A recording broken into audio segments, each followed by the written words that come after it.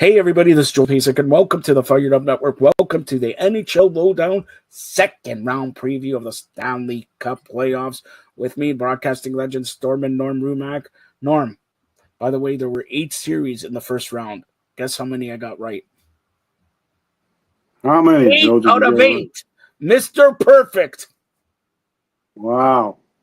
Yeah, you That's not too bad. Yeah, you were just short, like you always are, just short from 8 out of 8. Yeah, I think you got 6 out of 8, right?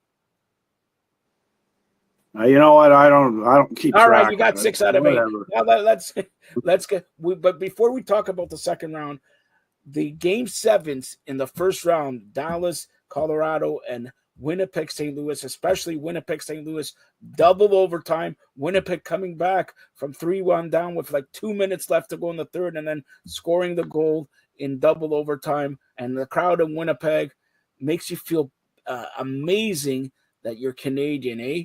You should start the show with singing "Oh Canada," Norm. Well, Canada goes for every team in Canada. So, but no, Winnipeg, it was to score with 1.5 seconds left on the clock. I mean, that's the stuff of legend, right? You don't see 1.5 seconds often on a goal to go to overtime, then to win it in overtime. No, the Winnipeg Jets are a real Cinderella story. I mean, they were. They won the President's Trophy, so it's not an accident that they're an excellent team. It's not like a fluke or something. But, with the goaltending problems that Connor Hellebuck experienced, some tough games where he's pulled from the net. And even the first 2 goals in game number 7, left some people wondering, all the analysts at the first period intermission were talking about, well, should they have pulled their goalie and made a change. And then Connor stood on his head, played well in the third and into the overtime.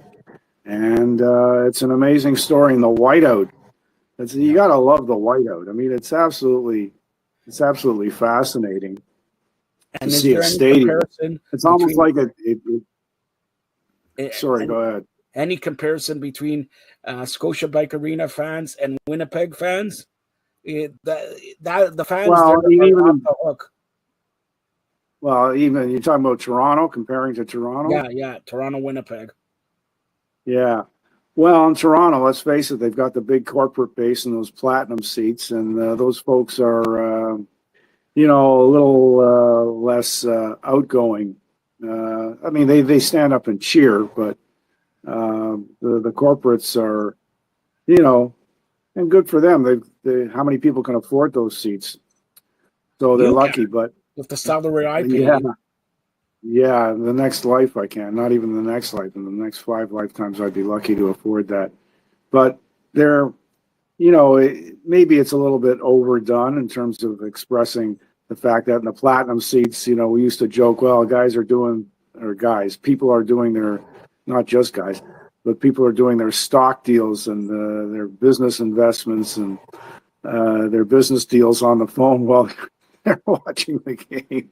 So maybe they're not quite as vocal and as enthusiastic as folks in other arenas. I'm not saying it doesn't go on elsewhere, but in Toronto, it's particularly noted. I mean, I'm born and raised in Toronto. I worked at Maple Leaf Gardens. I worked at the sporting goods store there, Doug Laurie. So I know what back in the day, they were the Reds, and then they were the Golds, and then they were the Platinums, but it tends to be, it's higher income folks who are sitting in there, and a lot of them are corporately owned.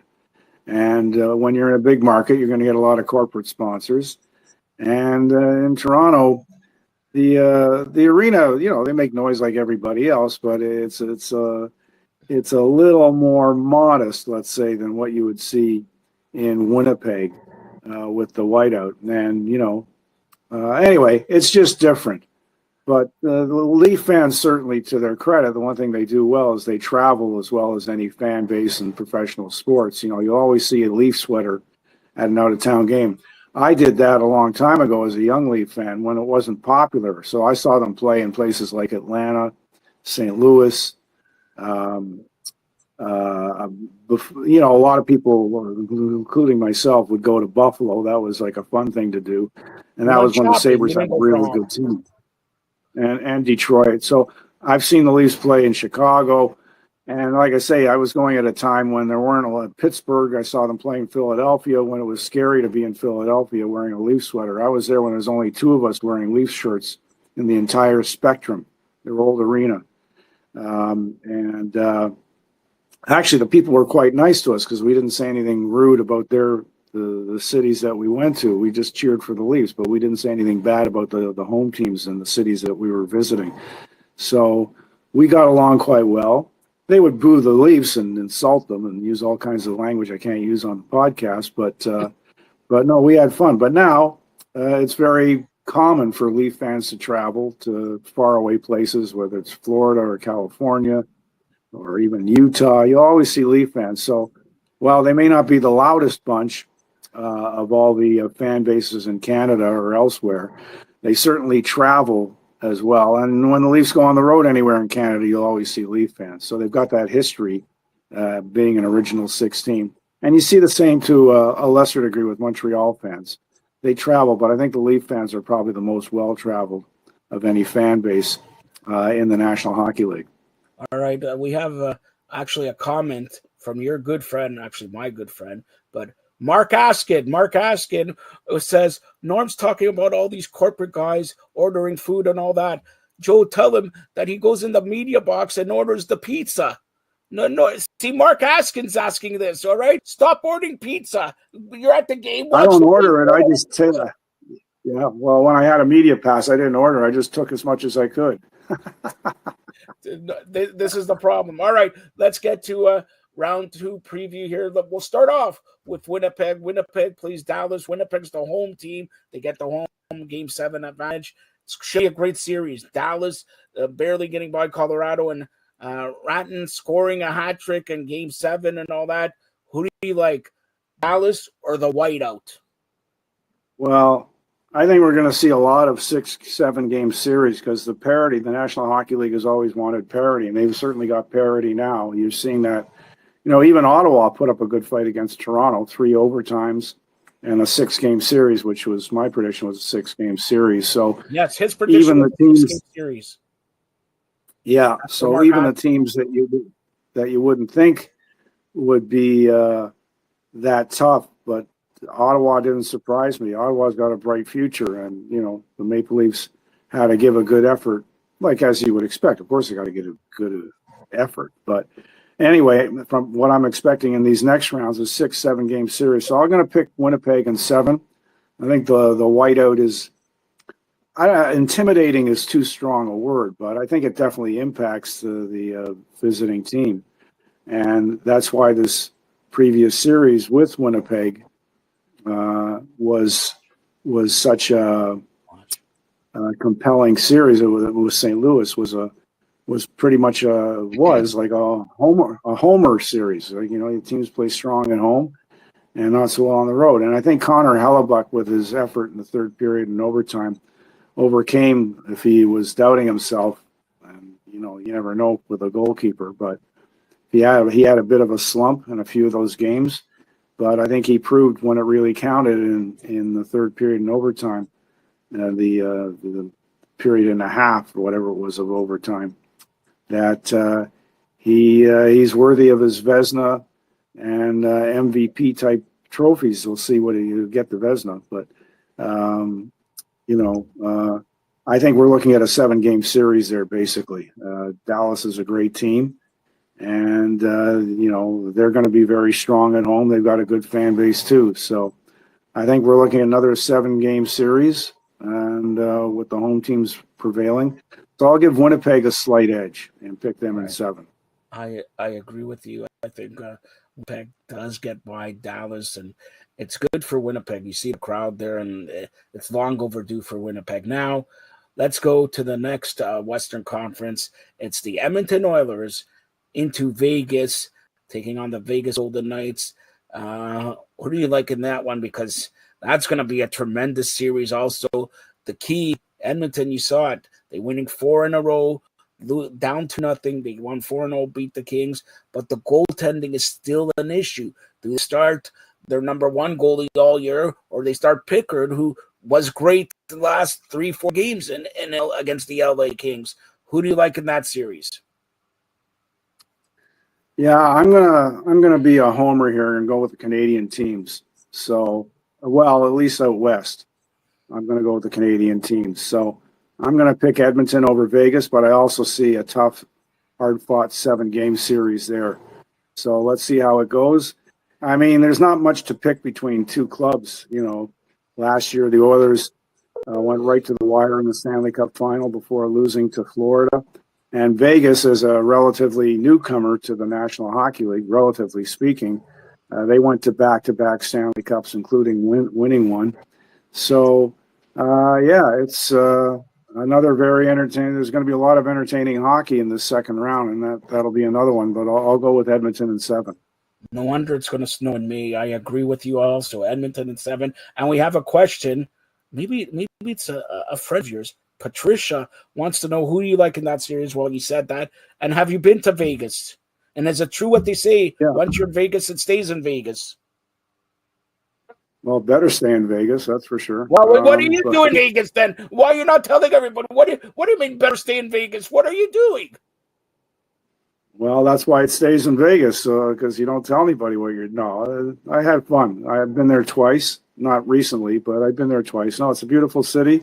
It's a lot of fun, and you don't have to be a big spending gambler. You can just gamble on the penny slot machines or dime or nickel slot machines if you really want to. I go to the big, Yeah. I need to make money.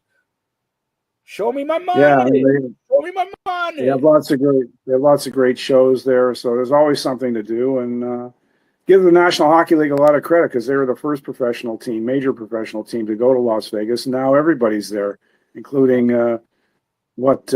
soon it'll be in a couple of years the Oakland Athletics are going to be in that neighborhood. Yes. Right now they're in Sacramento. Right now, the newest team in Vegas. Come on, the Desert Dogs from the National Lacrosse League. Norm, you're supposed to know lacrosse. Come on. All right. Yeah, well, but the difference. I'm a little bit behind on my lacrosse, but good for them. They picked a good market. And the difference between Edmonton and Winnipeg. Winnipeg has the Game 7 home game. Edmonton has to travel on the road to Vegas for Game 7. So, but I'm calling Edmonton also. Now, let's get to the East. We'll leave the Leafs for later on. The East, Carolina at Washington. That should also be an amazing series there. All 4 series are going to be pretty good. Well, what do you say, Norm?